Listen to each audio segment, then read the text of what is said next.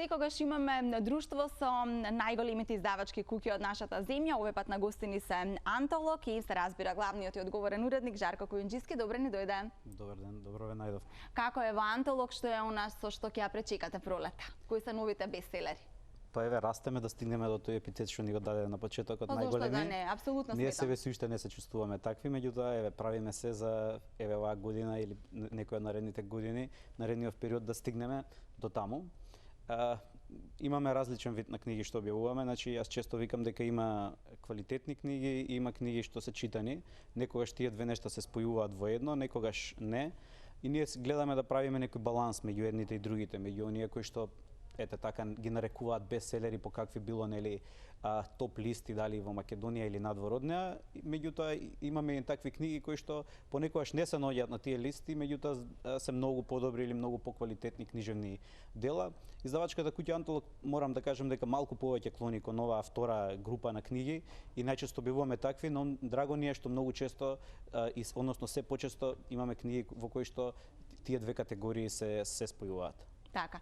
Жарко, денеска на нашите гледачи ќе им доделиме едно прекрасно ново дело, гледам од Алесандро Барико.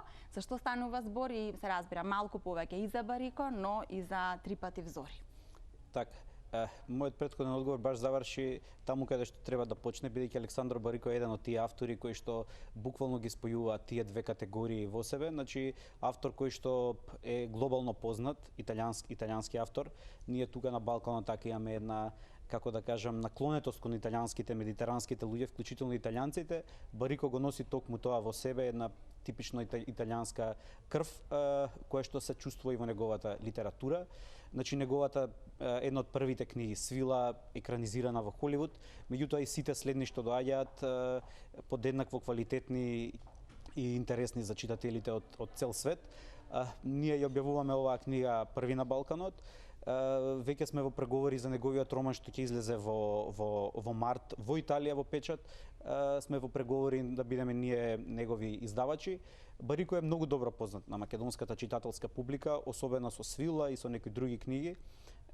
Можеби еден од ретките италијански писатели кои што речиси целото творештво му е објавено и приопштено на македонски јазик и ние сме горе што повеќе од половина, веќе 4 негови книги Антолог ги објавува, некој начин на, така да кажам, тоа е наш ексклузивец, ако може така да се изразам, и тоа ни е голема гордост.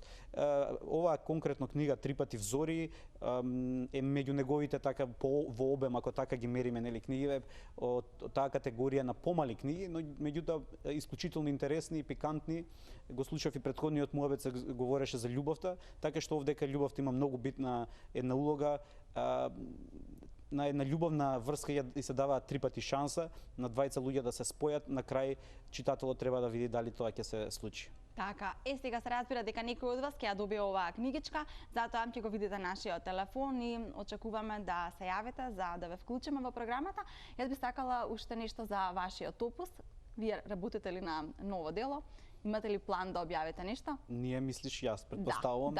Да. Подолго време веќе потешко се занимавам со моето творештво, но интересно е, не знам тоа дали и колку гледачите го знаат, барем оние што мене ме познаваат, се занимавам со детската литература, тоа така прилично анонимно. Ова е новитет, јас ова не го знам. Па веќе десетина години во овие детските списанија на просветно дело објавувам, каде што авторот нема некоја многу битна улога, најчесто името му објавено е на крај, што мене многу ми одговара, бидејќи барем во детската литература многу ми одговара тој плаш на анонимноста. И конечно сега оваа 2015 година решив дел од тие книги, дел од тие раскажчиња кои што се објавувани во Росица, кои што се занимаваат со еден јунак, едно дете и неговиот супер јунак, со прекрасни илустрации кои што во моментов ги изработуваат Хемичо, познатиот македонски стрипаџија и сликар, да направиме една прекрасна сликовница како што ретко наоѓаме се поретко во македонската литература. Сметам дека детската литература и ние лично како издавачи многу малку ја запоставивме како Антолог и општо детската литература имаше еден период кога немаше толку нови имиња, нови гласови, нели? Најмладиот автор во детската литература е 50 години, но последниве години гледам дека се става акценти на тоа и ние како издавачка куќа, па еве лично и јас како автор Навистина има прогрес. Веќе неколку недели наназад ни доаѓаат нели нормално различни издавачки куќи од нашава земја, вклучувајќи ве и вас во саботите, и можам да забележам дека муабетот генерално финишира со детска литература. Тоа значи дека кај сите вас е застапена, што исто така е многу убава работа. Младите генерации ќе се научат уште од мали нозе да читаат. Да не должим, имаме гледач на линија, да не го оставаме да чека. Добар ден. Добар ден, овдека Олгица. Олгица, презимето? Чекичевска. Јас не успевав да слушнам, ме молам уште еднаш. Олгица Чекичевска.